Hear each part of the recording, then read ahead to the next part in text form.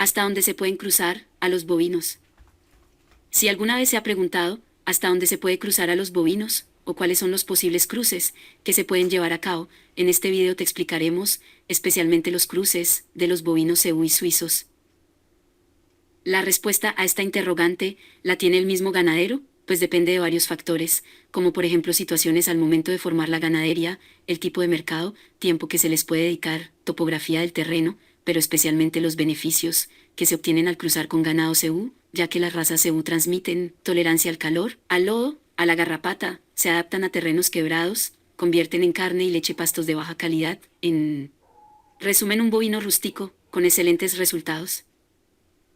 Para el siglo XXI, el ganado cebú es una de las mejores opciones, ya que está demostrado que para la producción y cría en climas tropicales es apropiada, además de ser la base exitosa para llevar a cabo cruces por razas criollas, mestizas y especializadas, pero como toda ventaja, siempre trae una desventaja. Si su visión es netamente lechera, la producción de estos F1 será menos. El productor debe tener definido qué está buscando, pues estos F1, en su pico de producción, tienden a subir bien, pero el tiempo de lactancia es más corta.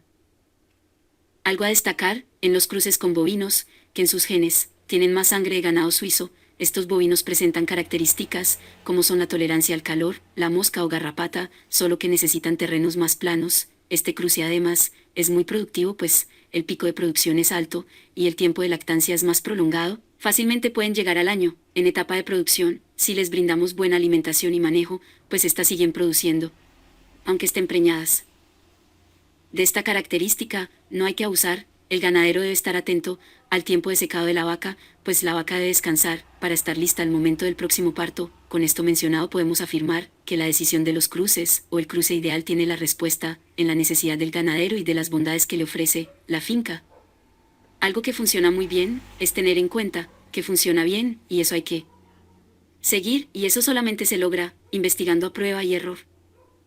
La decisión de que se debe tener más suizo o cebú depende de cuál es el objetivo de la producción. Podemos concluir que los cruces entre cebú y suizo pueden convertir el negocio muy rentable.